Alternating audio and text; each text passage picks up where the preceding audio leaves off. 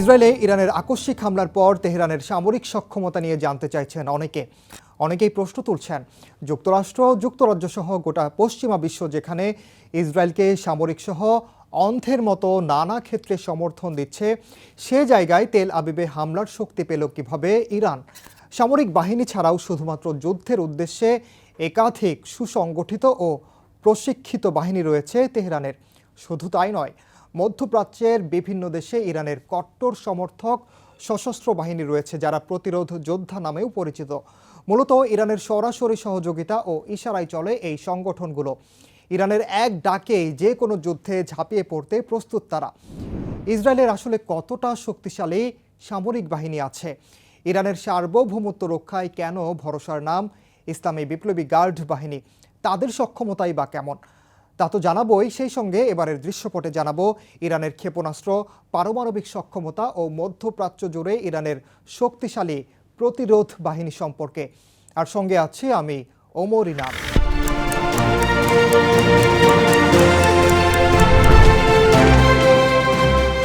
কতটা শক্তিশালী ইরানের সামরিক বাহিনী? গ্লোবাল ফায়ার পাওয়ার সূচকে ১৪৫টি দেশের মধ্যে সামরিক শক্তির দিক থেকে ১৪তম অবস্থানে ইরান। অন্যদিকে ইসরায়েলের অবস্থান ১৭তম। ইসরায়েলের সামরিক বাহিনীতে যেখানে মাত্র ১,৭০,০০০ সক্রিয় সদস্য রয়েছে, সেখানে ইরানের আছে ৬,১০,০০০ সেনা সদস্য।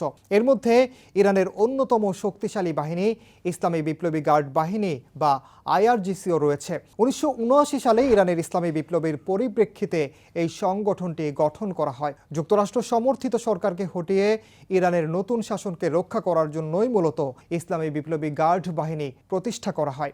১,২৫,০০০ সদস্যের শক্তিশালী বাহিনীটির আলাদা স্থল, নৌ এবং বিমান বাহিনীর শাখাও রয়েছে। যদিও ইসলামী বিপ্লবী গার্ড বাহিনীর সদস্য সংখ্যা আরও অনেক বেশি বলেই মনে করেন সামরিক বিশেষজ্ঞরা, যাদের কাজই হলো অভ্যন্তরীণ ও সীমান্ত নিরাপত্তার পাশাপাশি আইন প্রয়োগকারী সংস্থাকে সহযোগিতা করা। সেই সঙ্গে ইরানের বিশাল ক্ষেপণাস্ত্র ভান্ডার সুরক্ষার দায়িত্বও পালন করে ইসলামী বিপ্লবী গার্ড বাহিনী। এই বাহিনীর সরাসরি তত্ত্বাবধানে চলে আরেক প্যারামিলিটারি বা আধা সামরিক সংগঠন বাসিজের সদস্যরা স্বেচ্ছায় যোগ দিয়ে থাকেন। সরকার বিরোধী বিক্ষোভ দমনে বেশ কয়েকবার এই বাহিনীকে ব্যবহার করা হয়েছে বলে অভিযোগ রয়েছে। বাসিজের সদস্য সংখ্যা ১০ লাখের বেশি বলেই ধারণা করা হয়। ইসলামী বিপ্লবী গার্ড বাহিনীর আরেক শক্তিশালী অঙ্গ সংগঠন কুদস ফোর্স। মূলত এটি গোয়েন্দা ও গুপ্তচর নির্ভর একটি প্যারামিলিটারি বাহিনী, যারা মূলত ইরানের বাইরেই বেশি সক্রিয়। ইসলামী বিপ্লবী গার্ড বাহিনীর সক্ষমতা। IRGCর স্থল, নৌ ও বিমানের প্রত্যেকটি শাখা আলাদাভাবে তাদের সফলতা দেখিয়েছে। সিরিয়া এবং ইরাকে বিভিন্ন সশস্ত্র বাহিনীর ওপর হামলার সময় ক্ষেপণাস্ত্র ব্যবহার করতে দেখা গেছে এই বাহিনীটিকে। ২০১৯ সালে সৌদি আরবে ক্ষেপণাস্ত্র ও ড্রোন হামলায় বিশ্বের সবচেয়ে বড় তেল শোধনাগার পঙ্গু করে দেয়া হয়। সেই হামলার জন্য ইরানের ইসলামী বিপ্লবী গার্ড বাহিনীকেই দায়ী করে যুক্তরাষ্ট্র এবং ইউরোপের দেশগুলো। যদিও ইরান ওই হামলায় জড়িত থাকার কথা অস্বীকার করে। গণমাধ্যম বলছে IRGCর নিজস্ব গোয়েন্দা শাখা রয়েছে, সেই সঙ্গে বিপুল সংখ্যক অত্যাধুনিক সব যুদ্ধাস্ত্র রয়েছে, যেগুলো এর মধ্যে সিরিয়া এবং ইরাক যুদ্ধে ব্যবহার করা হয়েছে বলেও দাবি সমরবিদদের। বিশেষজ্ঞরা বিশ্বাস করেন ইসলামী বিপ্লবী গার্ড বাহিনীর ক্রুজ এবং ব্যালিস্টিক ক্ষেপণাস্ত্রের মজুদ মধ্যপ্রাচ্যের যে কোনো দেশের চেয়ে সবচেয়ে বেশি। ইরানের ক্ষেপণাস্ত্র ও ড্রোন সক্ষমতা। বিভিন্ন আন্তর্জাতিক প্রতিবেদনের তথ্য মতে মধ্যপ্রাচ্যে ব্যালিস্টিক ক্ষেপণাস্ত্র এবং ড্রোনের সবচেয়ে বড় অস্ত্রাগারের মালিক ইরান। এর মধ্যে ক্রুজ মিসাইল এবং জাহাজ বিধ্বংসী ক্ষেপণাস্ত্রের পাশাপাশি ২,০০০ কিলোমিটারেরও বেশি দূরে আঘাত হানার সক্ষমতা সম্পন্ন ব্যালিস্টিক মিসাইল রয়েছে তেহরানের। ইসরায়েল তো বটেই, মধ্যপ্রাচ্যের যে কোনো লক্ষ্যবস্তুতে আঘাত করার সক্ষমতা ও পরিসীমা রয়েছে ইরানি ক্ষেপণাস্ত্রের। ইরানের ক্ষেপণাস্ত্র যে সুদূর ইসরায়েলেও পৌঁছাতে সক্ষম, তা এরই মধ্যে গেল ১৩ এপ্রিল প্রমাণ করে দিয়েছে। এর কিছুদিন আগেই ইরানের আধা সরকারি গণমাধ্যম ISN ক্ষেপণাস্ত্রের বিস্তারিত প্রকাশ করে জানায়, তাদের মিসাইল ইসরায়েল তো বটেই, মধ্যপ্রাচ্যের যে কোনো দেশে আঘাত হানতে সক্ষম। ইরানের ক্ষেপণাস্ত্র ভান্ডারে রয়েছে সেজিলের মতো ব্যালিস্টিক ক্ষেপণাস্ত্র, যেটি প্রতি ঘন্টায় ১০,৫০০ মাইল বেগে উঠতে সক্ষম। সেজিলের রেঞ্জ ১,৫৫০ কিলোমিটার। আরেক ক্ষেপণাস্ত্র খেইবার ১,২৪০ মাইল দূরত্বে আঘাত হানতে সক্ষম। আবার হজ কাসেম 470 মাইল দূরের লক্ষ্যে গিয়ে আঘাত হানতে পারে। ইরান জানিয়েছে দেশটির ব্যালিস্টিক ক্ষেপণাস্ত্র যুক্তরাষ্ট্র, ইসরায়েল এবং সম্ভাব্য অন্যান্য আঞ্চলিক লক্ষ্যবস্তুর বিরুদ্ধে একটি গুরুত্বপূর্ণ প্রতিরোধ এবং প্রতিশোধমূলক শক্তি। গেল আগস্টে মোহাজের 10 নামে একটি উন্নত ও অত্যাধুনিক ড্রোন তৈরি করার কথা জানায়, যেটির 1240 মাইল দূরেও কার্যক্রম পরিচালনা করতে পারে। ইরানের দাবি 300 কেজি পেলোড সহ 24 ঘন্টা উড়তে সক্ষম মোহাজের 10।